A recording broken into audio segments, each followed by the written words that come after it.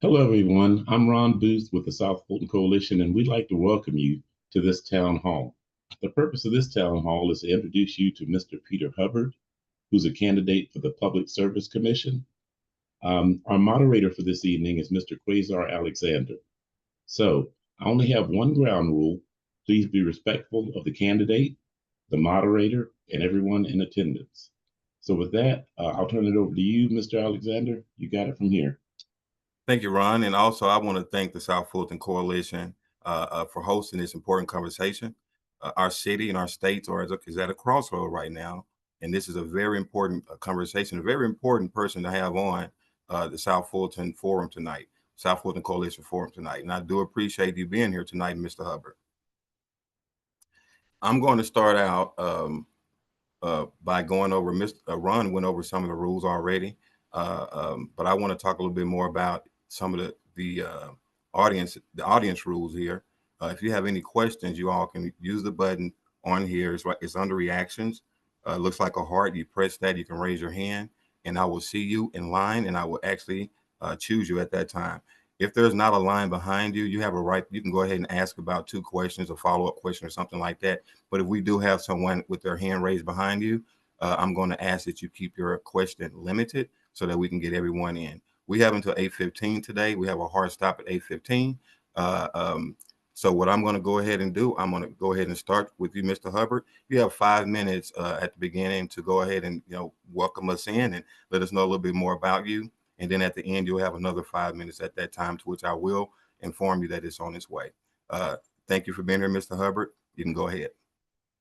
Well, great. Thank you, Mr. Alexander, and thank you, Mr. Booth, as well, in the South Fulton Coalition. I agree that this is an important conversation to have, and I'm delighted to be here to talk with you and answer your questions and give you some idea of why this Public Service Commission race is so important for Georgia and for the overall picture here in the state, for all the people that live here. So let me just introduce myself. I'm Peter Hubbard. And I like to describe myself as a clean energy advocate. And that's really because I see the value of clean energy and what it can do for our state to help lower power bills and also clean up our environment and protect the people that live here in the state. Now, I come to the Public Service Commission as someone who has 15 years of energy industry experience, and I think that's unique on this Public Service Commission, which I'll describe what it is, what it does, why it's important. But currently the Public Service Commission has a number of incumbents that do not have that direct energy industry experience. And I think that it's really important for these complex things that we'll be talking about that the Public Service Commission does. It truly is important to have someone who understands the nuances, who's done this work professionally, and understands how we get from A to B, from the system that we have now that's fairly dependent on fossil fuels to the system that we want, which will be cleaner, more reliable, and more dependable. So let me then transition a little bit from about me as a Public Service Commissioner candidate with a clean energy background and a number of years of industry experience, and talk about the Public Service Commission and how I came to take an interest in the Public Service Commission and this role in this election specifically. So the Public Service Commission is it's got about 150-year history in Georgia. It was originally created as part of the Constitution of Georgia. It's a constitutional office, and it was created to help regulate the original monopoly, which is that of the railroads. So the Public Service Commission has oversight over the railroads in this state. It also regulates your natural gas bill. It regulates landline telecommunications, and most importantly, the Public Service Commission regulates how much you pay on your power bill, directly if you're a Georgia Power Company customer, but even indirectly if you happen to pay your electric bill to an electric membership corporation. There's about 41 nonprofit electric membership corporations around the state. And then also there's 91 municipal electric companies around the state as well. So the Public Service Commission directly regulates how much you pay on that power bill, it also regulates where your energy comes from on that power bill, whether it comes from coal or gas, or whether it comes from renewable energy resources and other types of resources that are clean and reliable.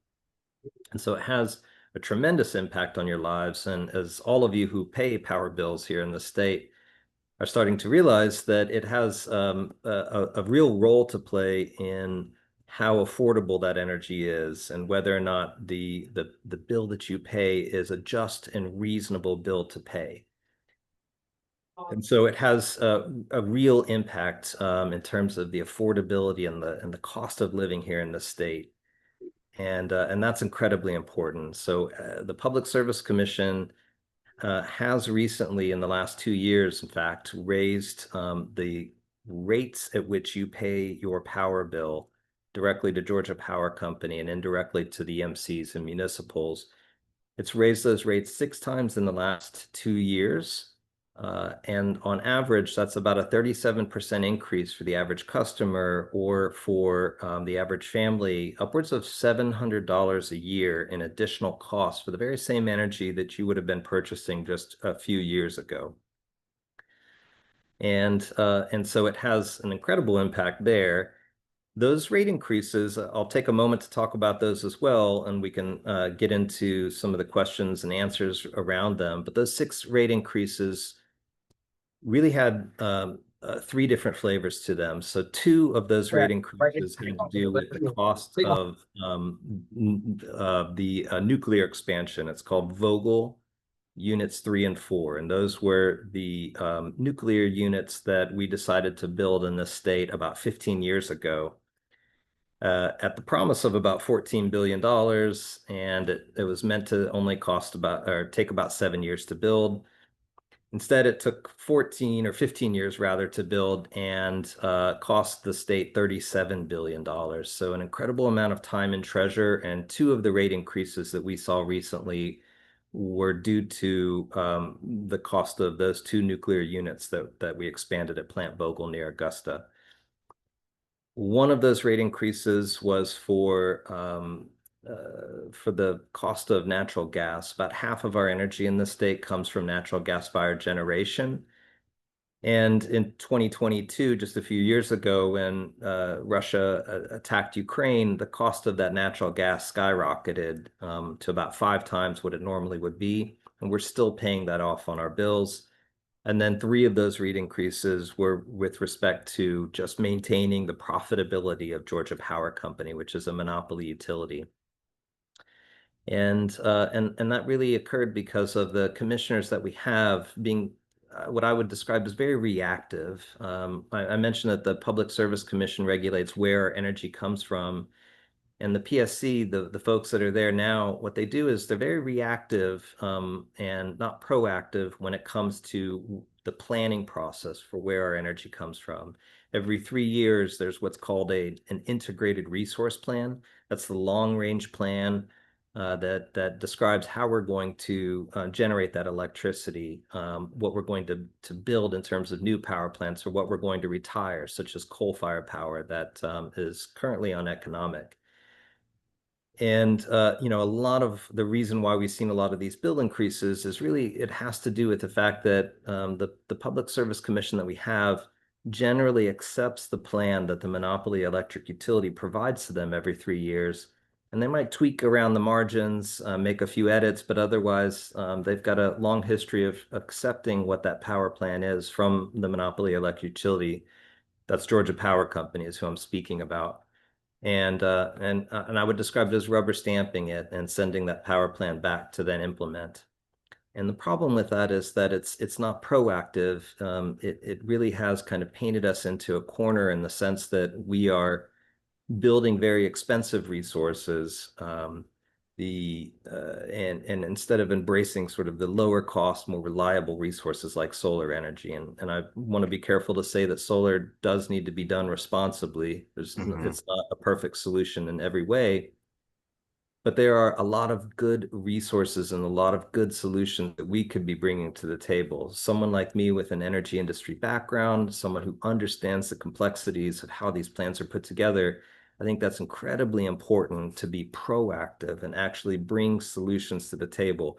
And just to conclude, a lot of the reason why I'm running for this office is because I see a lack of accountability with respect to the incumbents on that commission. I see that they're very reactive and not proactively planning for our energy future and selecting and implementing those solutions that will help to drive down the cost of our electricity.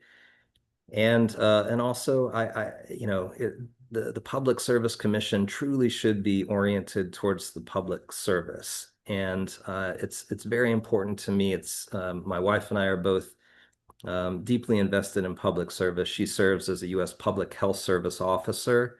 Until recently, she was at the CDC, and we actually met serving overseas.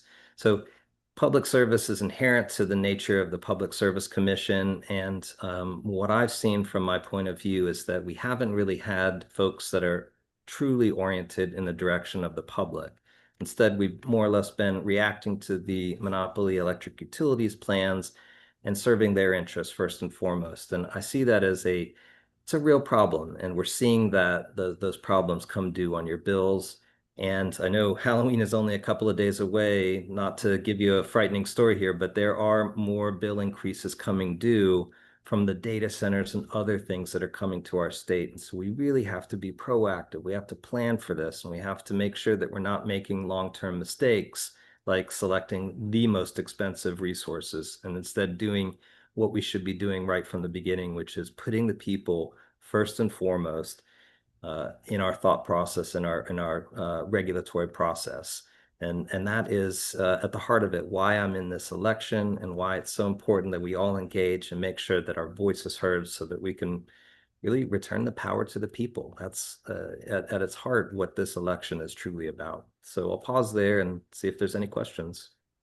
Yeah, and I appreciate that. And a lot of what you just said is very important, especially for our state and especially for our city. I'm going to segue into when you spoke about the monopoly, because that's exactly what Georgia Power is, and that's the reason why they have to be regulated, right? So I'm going to talk about the last Public Service Commission meeting where we've seen pretty much Georgia Power ask for $15 billion. We're proposed a $15 billion, I guess because of their capacity, is supposed to be getting bigger in the future. This capacity is said to be about 80%. I would say 80% of that capacity is supposed to be going towards data centers, and about 20% towards normal businesses, residents, schools, stadiums, or whatever have you. So I have a question about that. Do you support or oppose the build out? And specifically, they were speaking about building 5 more gas powered power plants, which, like you said a minute ago, is very expensive. What is your take on this? That's a really great question. And in fact, this is what I was hinting at when I said that there are more bill increases coming down the pike. And just 1 week ago, 8 days ago, on October 21st, there was a hearing at the commission exactly about what you were talking about. Is they're asking for, they already had the authorization in the long-term plan that was passed earlier this year to build a number of new fossil fuel power plants at a lot of the locations are at existing or recently retired coal-fired power plants. And I would say it's actually more than just 80% that are going to data centers. It's more like 95% are going to data centers. It's almost exclusively for data centers. Over the last 15 years, every year, we've built maybe a few hundred megawatts of new generation on a system of 16,500 megawatts currently in Georgia. So just a few hundred megawatts is not a lot. All of a sudden, last week at that commission hearing, they were asking for authorization to build 9,900 megawatts of new generation. So that's a lot. And almost all of that is going towards data centers. So the way I feel about that is, number one, they are opting for some of the more expensive resources that they could be building. And again, that's because the business model that we have is that anything that the monopoly builds, they get to collect a near 12% return on. And so they always select the 10 to expensive 12% or resource. something like that, right? It They have is. to keep It's building in order to make the money. They have to keep building infrastructure. That's right. That's exactly right. Now, there are other business models out there, but the way that we're doing business here in Georgia is we grant that monopoly to an electric utility, and there is a good reason for that. It doesn't make sense to build duplicate sets of wires and poles to everyone's house. So we grant them that monopoly, but the trade-off is you have a public service commission that acts as a regulatory watchdog that makes sure that whatever they're building is just and prudent. And so right off the bat, we're selecting the most expensive Sorry about resources. that. We're selecting natural gas-fired resources that are locking us into a future of using basically it's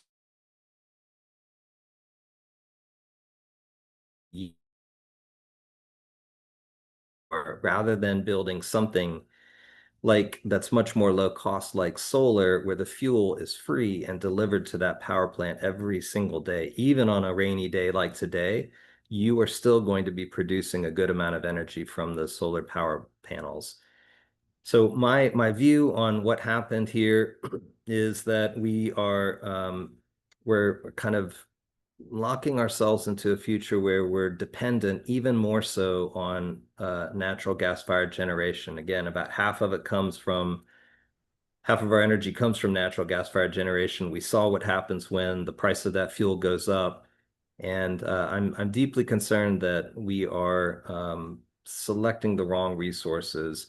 I think that what we should do is use more of the grid that we already have and use it more efficiently. And those data centers, we'll talk more about them, but we certainly can make better use of the resources we already have and spread the cost of the system that we already have over a greater number of customers, including data centers, ask them to pay their fair share and lower the overall cost of everyone's power bill. That is absolutely something that we can do.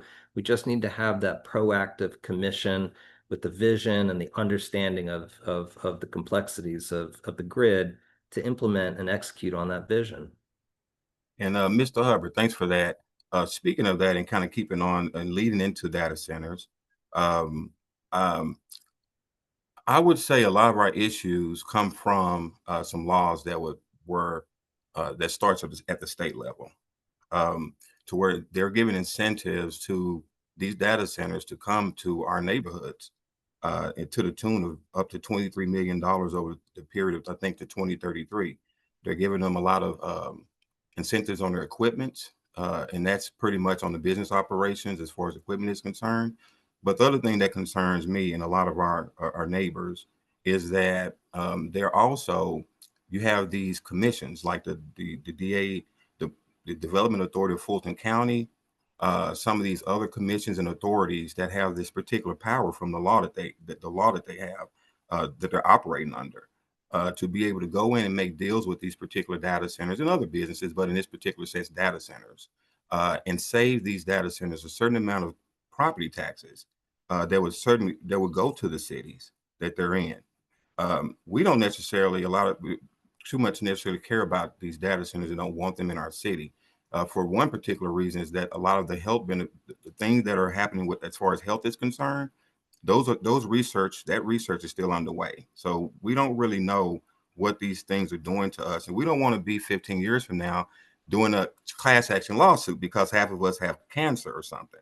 So while they are here, there's, I think, about 6 already that are operating under certain different. A lot of them have just said forget the commissions now because they get such a good deal at the state level.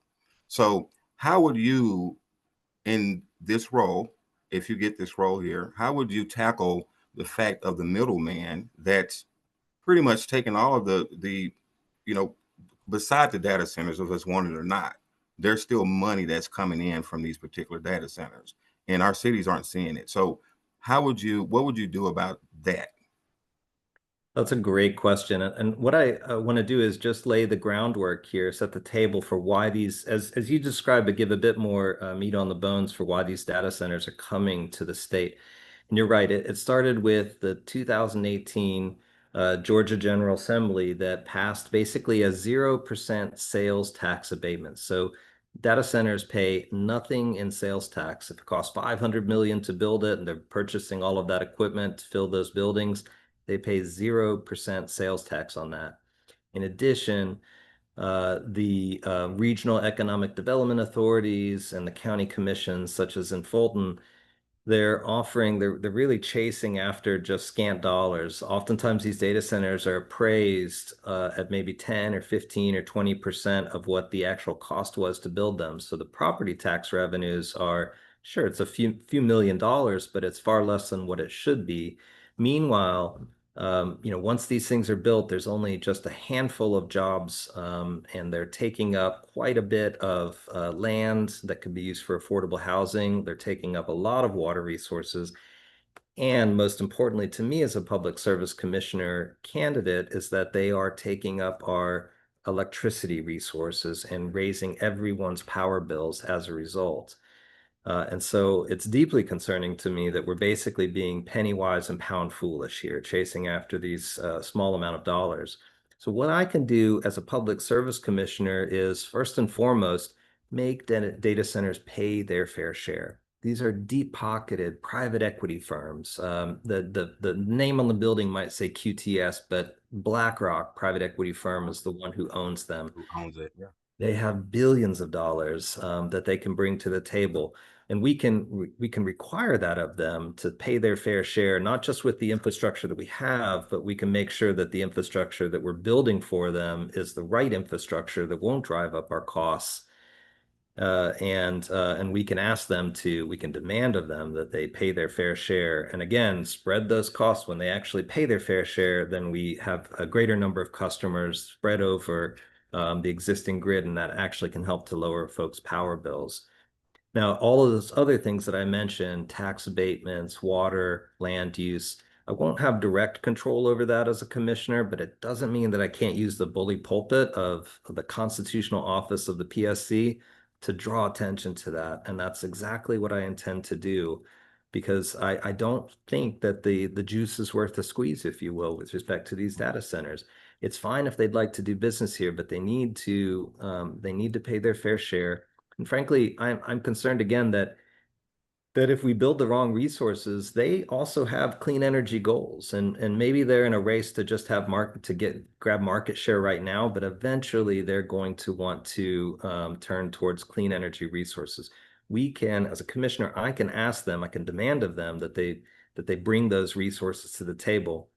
And again, there's very simple solutions out there that other states are already implementing.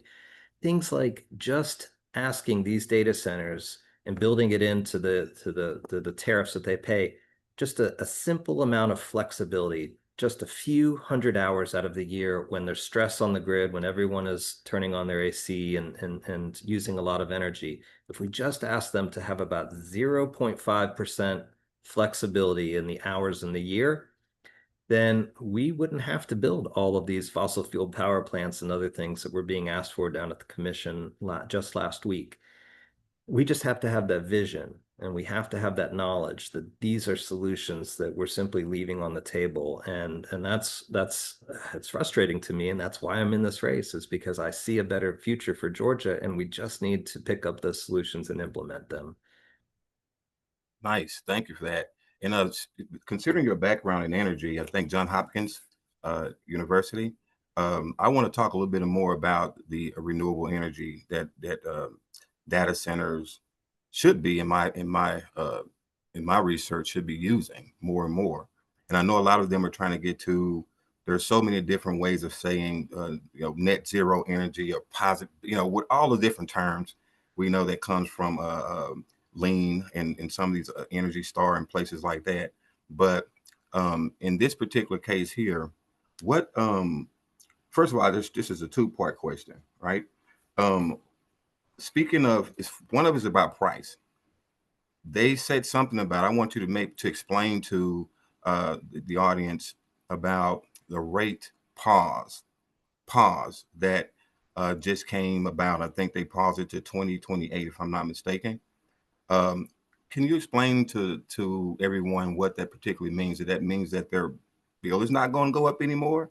Can you explain the ins and outs of what that is? Sure, I'd be happy to. So it was just earlier this year that the commission, together with the governor, highlighted the fact that after those 6 rate hikes in just 2 years that I mentioned earlier and described, that now, from now on, or at least for the next 3 years, there would be a pause in a freeze in the rates that Georgia Power Company customers pay. Now, that was just on the heels of those rate increases, so it was rather convenient to then freeze rates after they've been jacked up so much. But there's a number of different issues here. Number one is that people don't pay rates, they pay bills. And it's only about half of your bill are the actual rates. The other costs are things like the cost for all that fuel that we keep shipping, the dollars that we're sending out of state. It's on to the tune of about $2 billion every single year for coal and gas that we have to purchase from Wyoming and Texas. We don't produce any of those resources here in the state. There's other things that can increase your bill and will increase your bill, including Hurricane Helene, which we still haven't seen come on our bills, and that's coming early next year. There's a very expensive biomass power purchase agreement that you still haven't seen on your bill yet. These are all reasons why we need to have a voice on the commission. And all of those things are outside of this rate freeze. And so your bill can and will increase unless we have, oversight on that commission. The other thing is that typically right after the triennial, every 3 years power plan, which we passed the latest one here in 2025, right after that power plan, there's the typical docket that follows that is a rate case so that we can examine what are each customer class, data centers, residential customers, businesses, and other industries, what are we all paying, and is it correctly allocated based on who's actually causing all of these increases? And so we never even got the chance to examine the rates that we have for the next 3 years. And I'm old enough to remember just last year in the emergency power plan that took place and concluded last year that Georgia Power promised us about a $3 decrease on the average bill. We never even got the chance to have that $3 decrease. That was swept under the rug, and we just don't get the chance until the next rate case, unless someone like me comes on the commission. And so that rate pause is disingenuous in my view. I think it was something that was done in an election year to try and make it look, I guess, put the best spin on the current commission that we have. But I just don't think that it was really a great decision for us, the ratepayers, because we're stuck with these high bills, and those bills can increase and will increase as well. So, I mean, that's the long and short of it. It was, I just think, not a great solution for folks in Georgia. Thank you for that. And we'll come back to the clean energy. I'm going to go over to Mel. Mel, are you ready there? I'm going to unmute you. Okay, I can hear you now. Hi, how are you tonight? Hey, Mel, I'm good.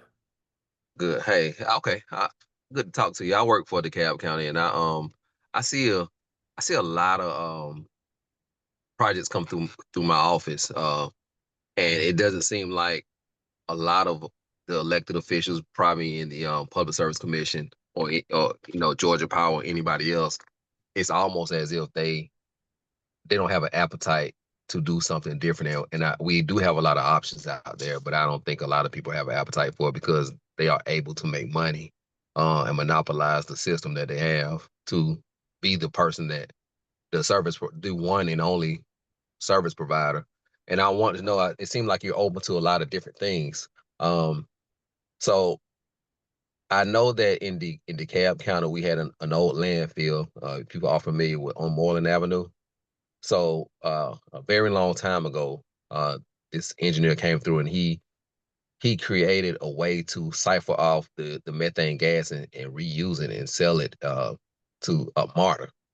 And is that something that you think that you can kind of maybe get people on board with to come with some renewable resources, maybe in rural areas that may not have the revenue that they normally would have. Like, I know nobody wants a landfill next to their house, but sometimes when you're going to Florida or you're going to Alabama, you just see this big mass of land and something like that. Do you think that you could possibly, or you would be interested in presenting some alternative like that where we can kind of use like trash and to get the methane to sell gas and service other things? Do you think that's something that you would be willing to do or looked into? Yeah, and in fact, I live right off Moreland Avenue, and when I drive south on it, I see exactly what you're talking about, and I know that facility there. What we do is with landfill gas, you can cap it and then capture the methane that comes off of it. And it's typically classified as a renewable natural gas because we're not digging it up out of the ground. We're just using what otherwise would float off into the atmosphere and cause even more climate change than we're seeing. So from that point of view, it's a great resource. And I do like that. Tends to be a little bit costlier than just digging it up out of the ground, and it's certainly more costly than just doing things like solar and using what we already have more efficiently. And there's only so many landfills out there, so it's a good resource and that we should be taking advantage of. Unfortunately, with the billionaire bill that was just passed in July by the current administration, a lot of the federal support to implement projects like that is going away, and so you're going to see less of that. Now, there's really great solutions out there. It's amazing, but you can actually use solar is so cheap that we can build a good amount of it. Do it responsibly. Again, we don't want to put it in prime farmland. We don't want to put it in forests. We want to put it, for example, in places where people live, on rooftops, like warehouse rooftops, especially that we all see when we fly into the state.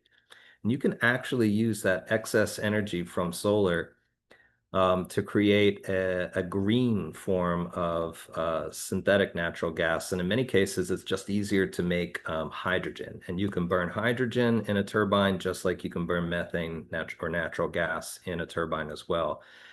The great part about doing it with solar is, basically the cost to produce it is, once you build that solar power plant, that's the beauty of it is the fuel cost is free for the life of that solar power plant for 35 years, 40 years, however long it will operate for.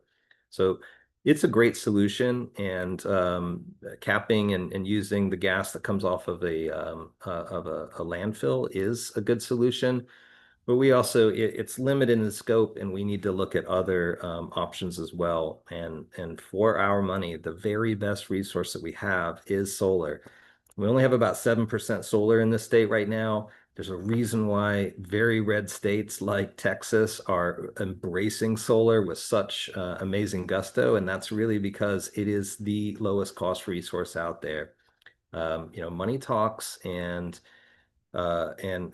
businessmen in Texas and other places are embracing things like solar because it is such a low cost resource. So I'm all for these innovative solutions. There's many things that we haven't discussed that are that we can pick up and implement, and that's a great one. And I do like the idea of instead of just letting climate changing emissions waft off of a landfill, we should cap it, use what we have. It's a little bit more expensive than other options, but it doesn't mean that we shouldn't use those resources that we have that are available now. That's a great question.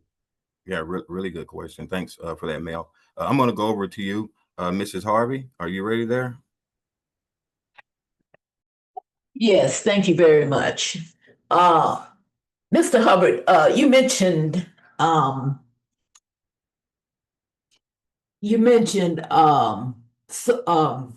data centers, but can you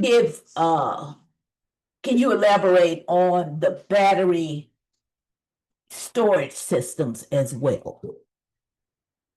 Sure. So battery energy storage systems are, we all have a smartphone in our pockets, and it's basically really just taking those batteries and linking them up into grid scale energy storage systems. And there's a lot of uses for batteries on the grid. They're basically like the Swiss Army knife of the electric grid.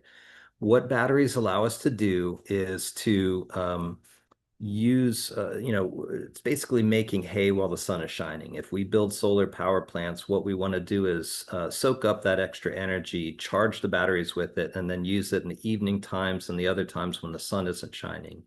It becomes a dispatchable resource that we can call on in any moment. And it's just remarkable how effective they are at doing things like regulating voltage and frequency and all those technical ancillary type services that we need to keep the grid functioning. Batteries, as well as mopping up the extra solar energy that we have, which is free once you build it. We can put batteries, very small ones, at substations on either side of a high voltage transmission line and use that high voltage transmission line much more efficiently and avoid building new transmission lines. Batteries help us to use the grid that we already have much more efficiently. And so they're a great resource. They are a little bit expensive. The physics of the electric grid is that you basically have to consume the energy immediately once you're generating it. Batteries allow you to shift that energy consumption over time. They're a little bit expensive, and so we want to be careful about how we deploy them, but they allow us to use the grid and the infrastructure that we already have much more efficiently. And so we really should be using more of those. There are some concerns, we have to be careful. We have to build in plans and contingencies because every so often, you're storing a lot of energy in those things. And so, you want to be careful and not necessarily site them next to folks' homes. We've had battery energy storage systems for quite some time on the grid, and I can think of only really two incidences that have made the news of the last decade, one in Texas, one in California. So, we should be careful about it. We should be prudent and thoughtful in everything that we're doing, but batteries are a really good resource to take advantage of the grid that we have and use it better.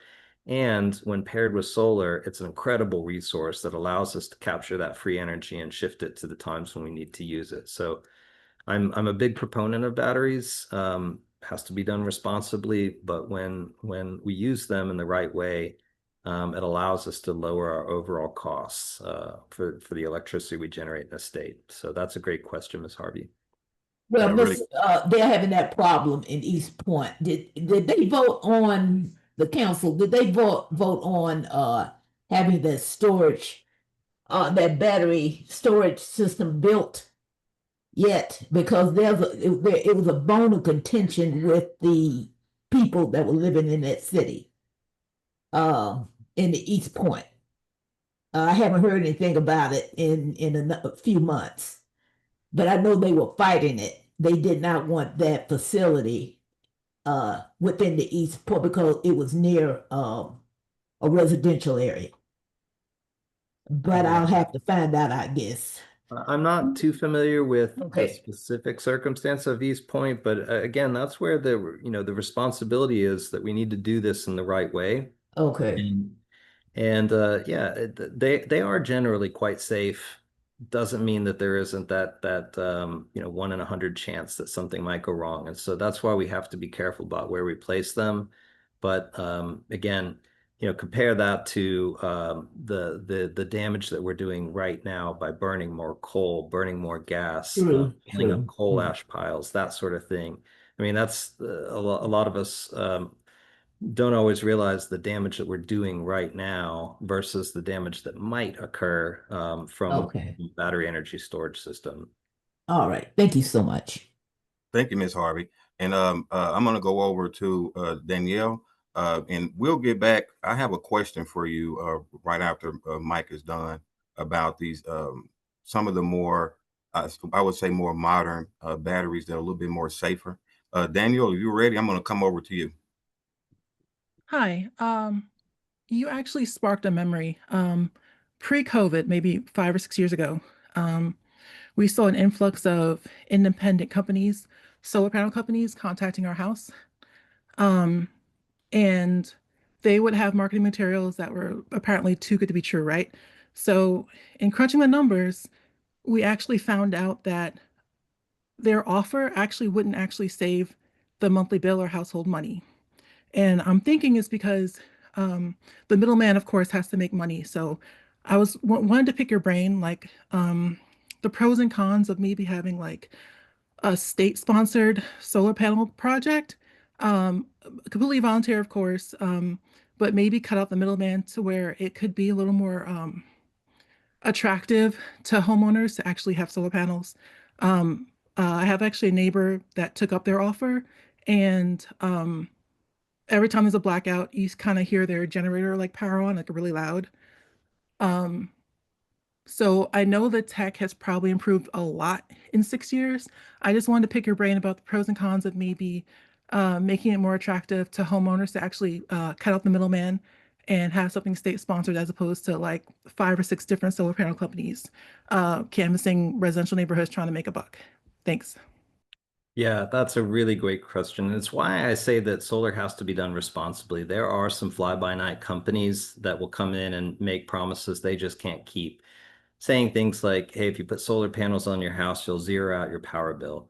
Unless you overbuild that system and unless you put some batteries in your garage, it's very obvious that solar can't zero out your bill because the sun is only shining during the day. And so, that right off the bat, you're still going to be dependent on the grid. And so it really has to be done responsibly. But it doesn't necessarily have to be on your rooftop for you to take advantage. And right now, it's not a good deal because the thumb is on the scale from Georgia Power. And really, if you put solar on your own rooftop, the only value that you're really getting is displacing the high cost of energy that you purchase from them. If you were to sell any back onto the grid, you're only getting about 30% of the value for it. And so it can often take 15 years to pay off the solar panels. If you add batteries in, it could be even longer. And so there are better ways to do solar. I mentioned those warehouse rooftops. There's a lot of parallels, by the way, to the warehouse expansion that we all saw on the south and west side of Atlanta a couple decades ago to the data centers that are now coming in. Those rooftops that we see, those warehouse rooftops, as you fly into Atlanta, there's a lot of opportunity to put solar panels there and allow folks to tap into the resources without having to put the solar panels on your own house. It's called community solar. And we can do that by simply structuring it through the Public Service Commission so that it can be a resource that people can just check the box and say, yes, I'd like to participate this, and allow that to lower your power bill. I really do like the nonprofit model. The electric membership corporations already do this, and they're embracing solar quite a bit because it is such a low cost resource. There are things like, I know this is a little off topic, but municipal grocery stores that are not profit organizations where you can go in and buy a quart of milk for $1.50. Or a loaf of bread for under $2. I just saw the first municipal nonprofit grocery store open in Atlanta. It's called Azalea Market, and check it out. It's only been around for 3 weeks. We can do something like that for community solar and make it nonprofit, make it accessible to the public, and it doesn't necessarily have to be on your roof. If you rent your home or if you're part of multifamily housing, you should still be able to tap into that low cost resource. So one of the things that I'll do is use again the bully pulpit of the Public Service Commission to draw attention to how we can do solar responsibly without necessarily overpromising, without taking up resources like prime land, farmland, things like of that nature. So I do want to be careful about how we implement this. We always should be mindful of doing things the proper way. But again, solar is an incredibly low cost resource and a reliable resource. Anyone that says that solar is not reliable, challenge them to name a day when the sun hasn't risen. We just have to do it responsibly. And I even wrote an op-ed piece about this. A gentleman who had done the right thing, put solar on his roof, and his bill's half of what the average customer is, so only $100 a month. And he had put solar on his roof and was only getting about a $15 discount on it. And at that rate, it would take him a couple decades to pay off the solar because was a first mover when solar was a bit more expensive. So it's got to be done right. And that's truly what I want to do. And why I also mentioned at the outset that I have a bit of experience in building solar projects, not here in Georgia, but in Texas, Louisiana, Michigan, Illinois. I did that because I wanted to understand what makes a project successful. How can we bring community benefits into the locations where we're building those solar resources so that people can take advantage of them? All of this takes a lot of thought and experience, and that's what I'm bringing to the table and what I truly want to implement at the Public Service Commission. Thank you for that. And I'm going to go over to you, Mr. Edwards. Are you ready there? Sorry for the hold. Yes, I'm ready. The question that I have for Mr. Hubbard is, can you speak on the recovery cost of the 2 additional units at Plant Alvin W. Vogel in Waynesboro, Georgia, those 2 additional nuclear plant units that the Public Service Commission approved the rate hike to recover the cost of those units, and where that stands right now? Right. So when those 2 nuclear units were proposed way back in 2007, 2008, and then construction started in 2009, they made the promise, Georgia Power did, that we need these 2 new nuclear reactors because the demand for electricity is going to go up and to the right. Over the last 15 years, it's basically been level because we've been so energy efficient with LEDs and other things of that nature. But they promised us at the time it would take 7 years to build and would cost $14 billion. Instead, it took 15 years to build. They came online Unit 3 in 2023, Unit 4 in 2024. 15 years to build them and $37 billion. And all that time and treasure, we now have the most expensive power plant in the world right now. And the real problem with it, aside from it was predicated on this load growth that never materialized, and the promise of what it would cost and the time to build it, is that it took those 15 years to build. And in all that time, every single residential Georgia Power Company customer paid about $1,000 on their bill before a single electron was ever generated. And if you happen to move out of the state after year 14 or pass away, sorry, you're out of luck. Thanks for kicking over that $1,000, but you don't get to benefit from it. Moreover, we are going to be paying off those units for the next 60 years. So we're talking about a 70-year time frame of paying off that most expensive power plant in the world. And what is particularly egregious is that at the end of in 2024, when the last unit came online, what was supposed to happen is we were supposed to look at all of those cost overruns and decide who is going to pay for those cost overruns. And what happened is, instead of having a full 3 days of hearings, it was basically a shortened just a few hours. It was swept under the rug, just like that $3 decrease on our bills that was promised last year. And really Georgia Power Company made off like a bandit. Again, their model is they get that 12% return on everything they build, and that's allowed. And the commission that we had decided to give them almost everything that they were asking for. They did claw back a few $1 billion in profit, but they made much, much more. It's just egregious that they were getting that 12% return on their mistakes, on their cost overruns. And so I'm deeply concerned about that. And I see that we're making very similar mistakes by building out fossil gas plants for data centers. And someone's got to step up and hold this Public Service Commission, and more importantly, the monopoly electric utility accountable. So that's where I stand on that. I do appreciate the fact that now that we have that expensive power plant, it's a bell that we can't unring. It is helping us to reduce the amount of coal that we're burning and gas that we're burning. It's very expensive to build, but then not so. It's relatively cheap to operate. And so from that point of view, I know there's feelings about nuclear energy, especially if you've been around for a while, but it is helping us to reduce the coal and the gas that we're using. And just from that pure climate point of view, it is helping. But I just wish that we had had some accountability on the promises that were made but not kept. Yeah, and I'm sorry, go ahead. Okay, one other question. Is it not so that over 80% of the electricity generated at that nuclear plant is sold rather than used by the residents of the state of Georgia, which makes ultimately that plant a cash cow for Georgia Power? I would say you're probably right there. I think the best example I can give is that we've spent 15 years, $37 billion of time and treasure. The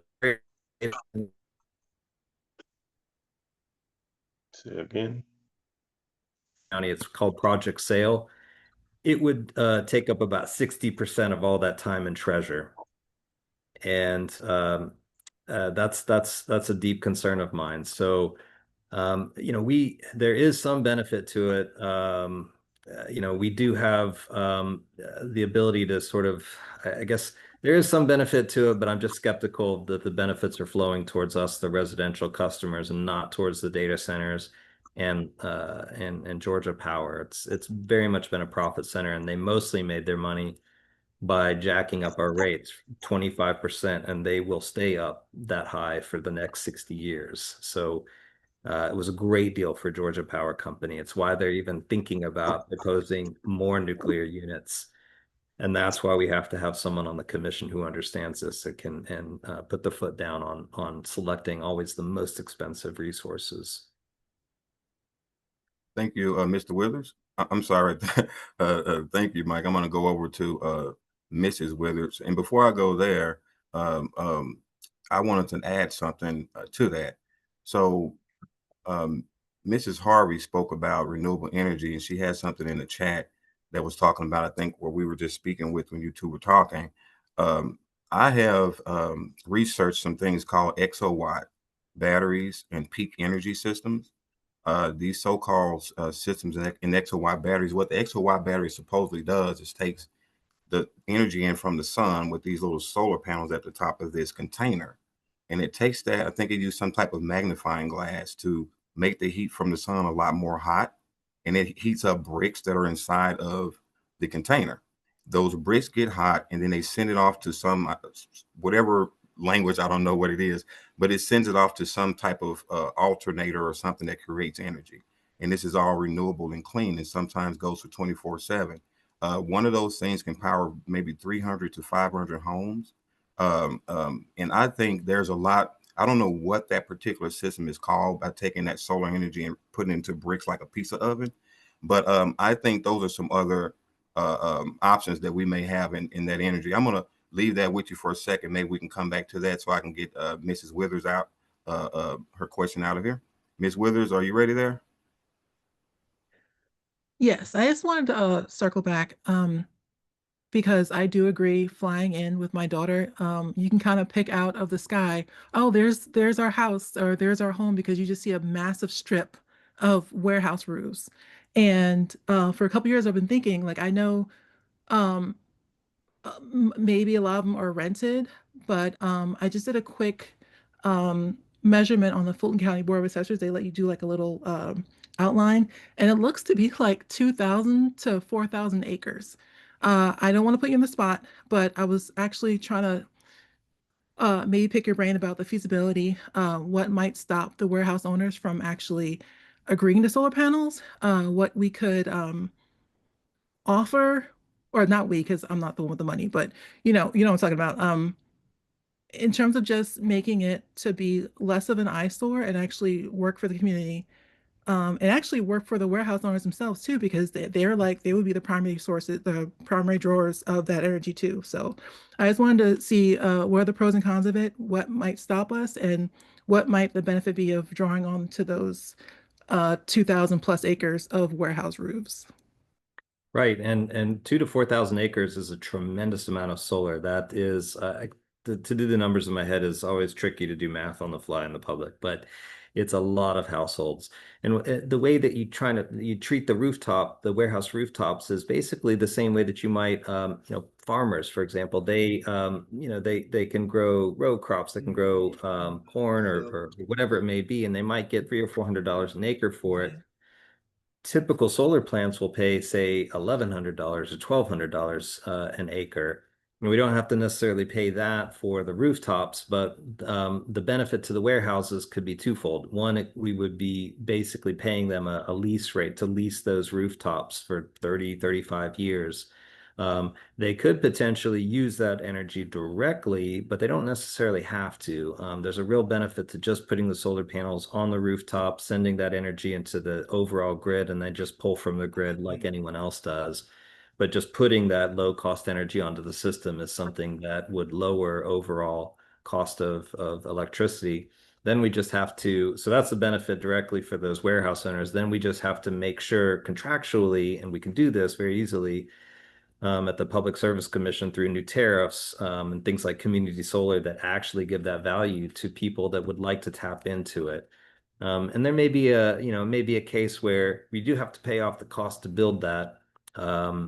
And so, if you might sign up for that community solar, and it might be a few years before you actually see that benefit, depend on how we design it. But truly, what I want to do is not reinvent the wheel. I want to look to other states like Minnesota, where they have community solar gardens that have been very successful. Minnesota, of all places, it's not nearly as sunny a state as Georgia, and yet they have a really robust system where they're allowing those benefits to flow to folks and using, there's a real benefit as well to putting those solar panels close to where people live rather than, in the far reaches of the state. There's some benefit to that as well. But when we put the little mini power plants, the solar power close to where people live, we don't have to build the big transmission lines. The fuel is free. We don't have to build as much infrastructure, and we can take those savings and spread those out to folks who might be nearby. And so, I just see lots of good solutions, and there's more to it than that. But I mean, I'm glad you circled back to it, because we really should be doing solar responsibly, using those warehouse rooftops. That won't completely solve our problem, but it's a great solution that we can pick up and use today. Thank you for that question, and thanks, Mr. Hubbard. I'm going to go to you, Mr. Baldwin. I'm going to unmute you right now.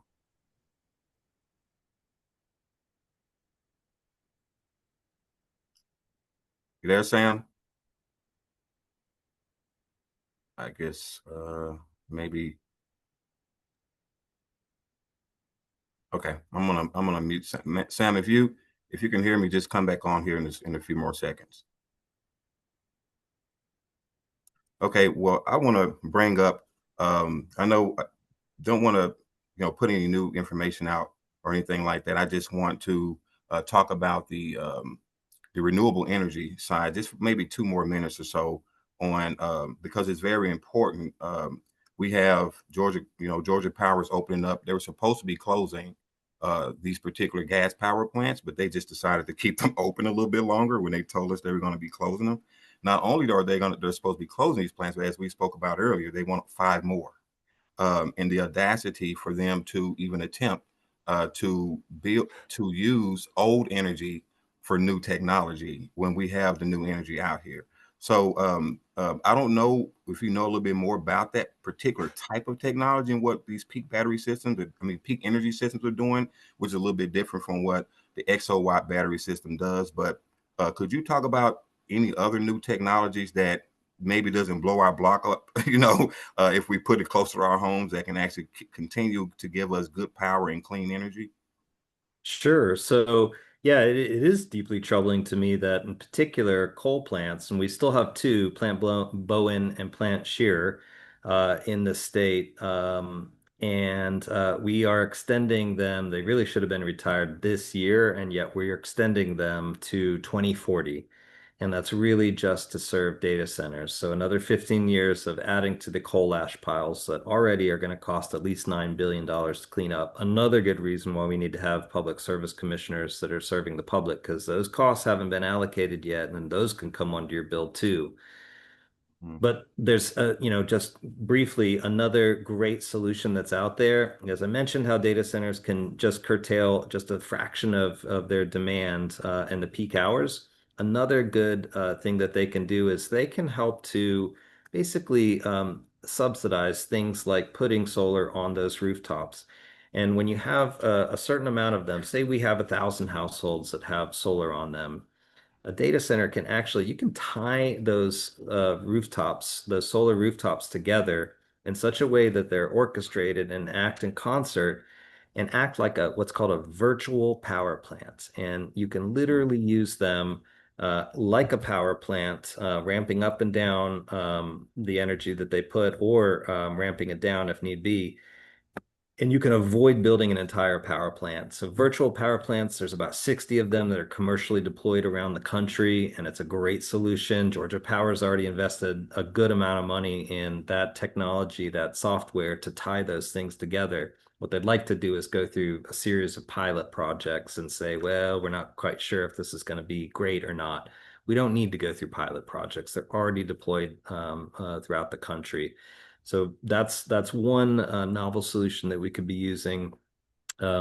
Just real quickly on the batteries, I mean, yes, those are good solutions. The data centers themselves produce a ton of heat, and that's what the real issue is with the water consumption. Is we're just sucking up water out of the aquifers or rivers and then evaporating them, and that water is just gone from the system. What you can do, and it does require a little bit more of an investment up front, but you can capture that heat, step it up so that it can spin a steam turbine and generate some of its own electricity. I mean, right there's a couple of solutions that we can implement right off the top and ask those data centers to do that, but we're just not doing it.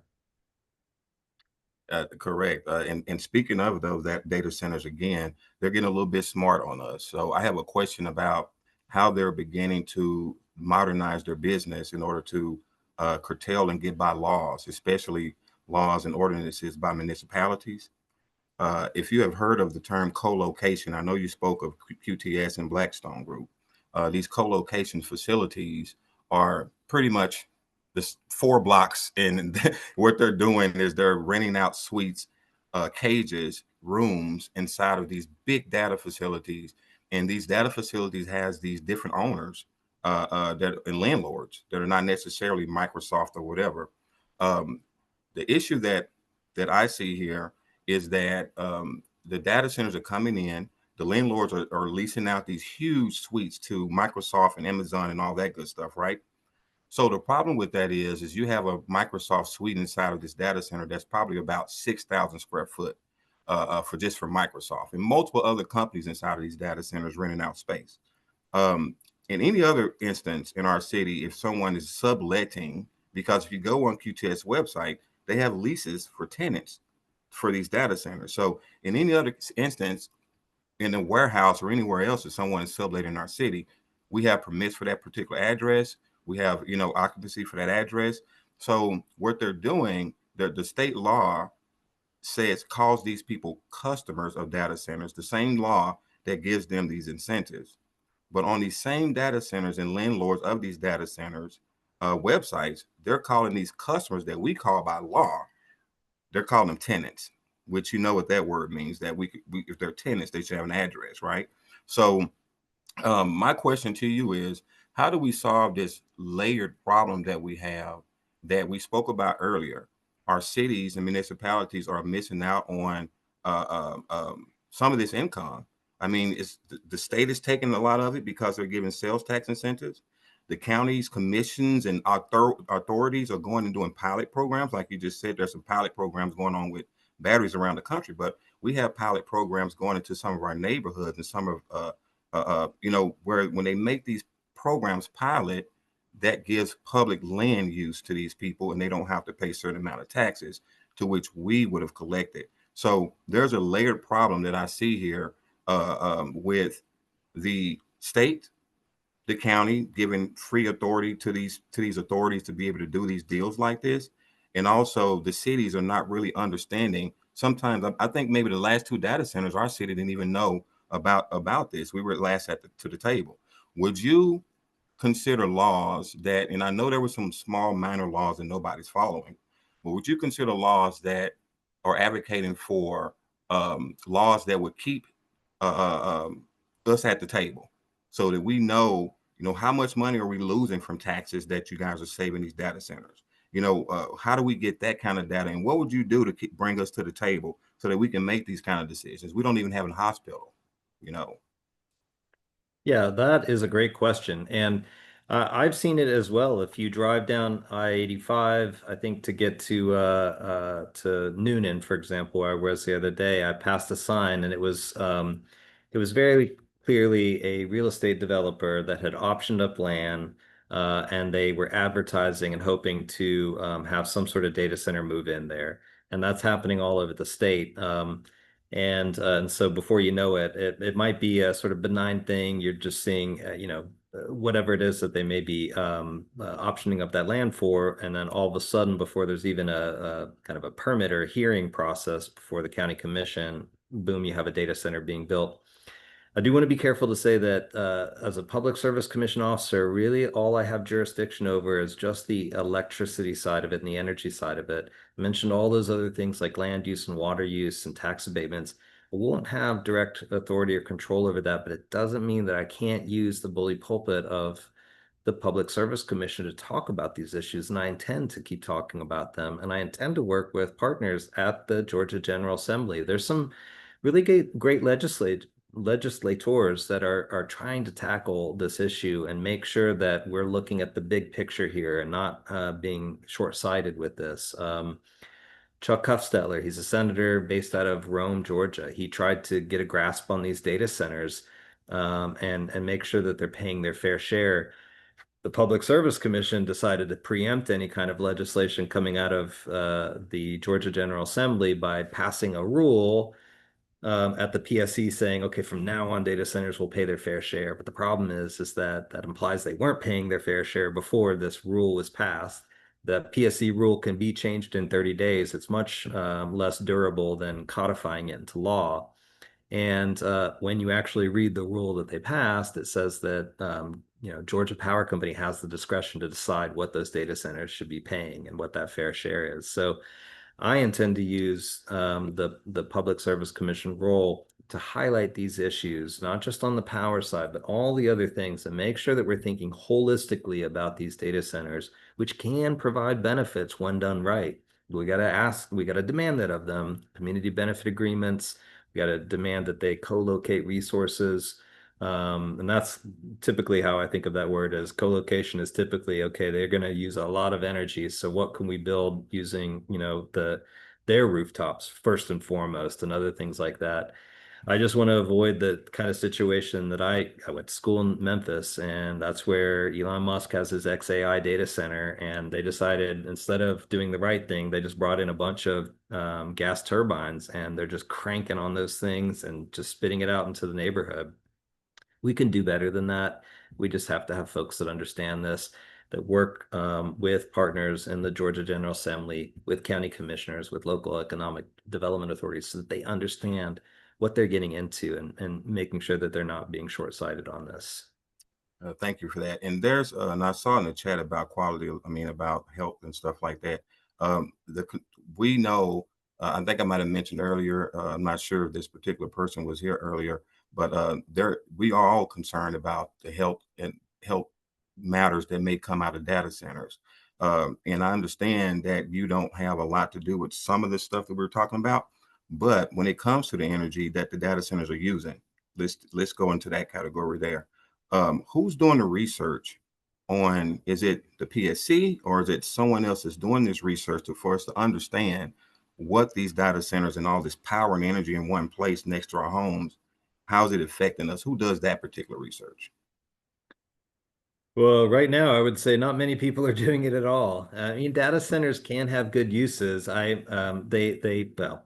They're often used for, a lot of us like to stream Netflix. A lot of us like to get on social media. Those are fine. I'm not such a big fan of cryptocurrency mining, and that's what some of these data centers are. I just don't see a benefit at all for that. But they can have good uses. I mean, we are using data centers to discover new medicines and do things that can help us. We just have to be careful about how we're implementing and understanding what the use is and whether or not it's truly bringing a benefit. As far as, who's doing the research on these data centers, I just don't think very many people are.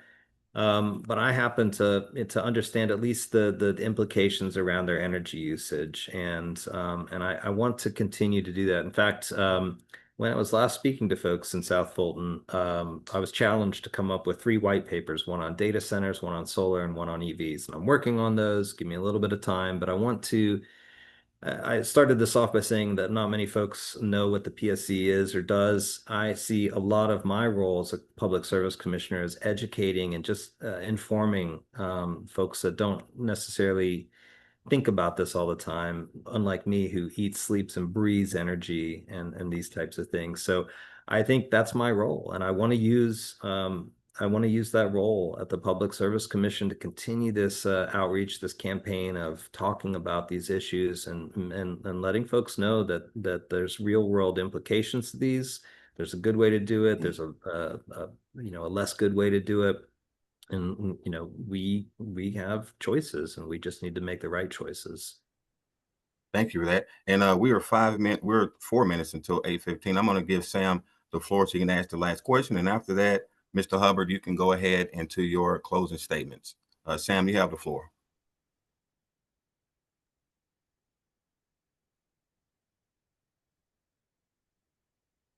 You got it, Sam. Looks like there's microphone not be working. You can type it you can type it down in the chat, Sam, and we'll get back to you on that. Mr. Hubbard, you can go ahead for your with your closing statement. Oh no, you can hear me now, right? Oh, I got you now. There you go. Okay, good. Yeah, I forgot I had my other microphone. I got too many microphones on here. Peter, it's good seeing you again. Appreciate you spending time with us tonight. And so my question is actually a good question that would lead to your wrap up. I think a lot of folks, when they do hear you speak and hear other people that are affiliated with a Democratic Party speak, they kind of feel like their vote will be wasted, so they don't get as engaged or go out and vote. And a lot of us, including myself and Mel and a bunch of other individuals on this call, we do our best to promote in the community, like, hey, you got to go out and vote. It matters. Can you speak to how your leadership style and your plans for when you were successfully on the commission would make their vote matter, so that they would, go out and vote for you? That's a really good question, and thank you for asking it, because it does lead into what I'd like to say here at the end.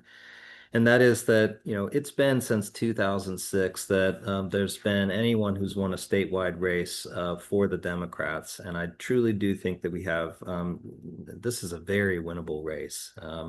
Unfortunately, people are sort of frustrated with their power bills. I hate that it has to come to that, but people are looking for solutions. I'm not just running against the incumbents. I'm running and bringing solutions to the table. And so what this election in particular means is that we can have 2 voices on this all Republican commission as it is right now, 2 champions for lowering power bills. That's what I mean, there's a reason why I've been described myself as a clean energy advocate at the outset. I've been doing this work for the commission because it's important to me, and I know we need to do right for Georgia. Completely voluntary. No one's ever paid me for doing this work and going down in front of the commission in the last 4 power plants to make the case for doing the right thing. And what we can do is, we'll have 2 out of the 5 seats. There's a very real possibility, and I will work incredibly hard to make sure that we get that 3rd seat next November. What we're trying to do is really demonstrate that the 2 folks that are running, myself, Dr. Johnson, for this Public Service Commission, we can do right by the people. We can implement change. We can make a difference even before we have that majority on the commission. I know that everyone's power bills are going up, so there are other Republican commissioners who are looking for the solutions that we're bringing to the table. They're looking for a way to partner to help bring down the power bills. And if it is in the interest of the public, if it will help to lower our power bills and expand economic opportunities, I will work with anyone, including folks from the other side of the aisle on this commission.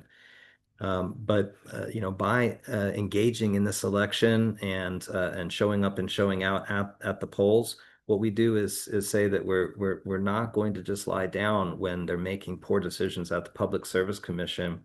And that extends truly not just here at the Public Service Commission to all other aspects of public service and life and government.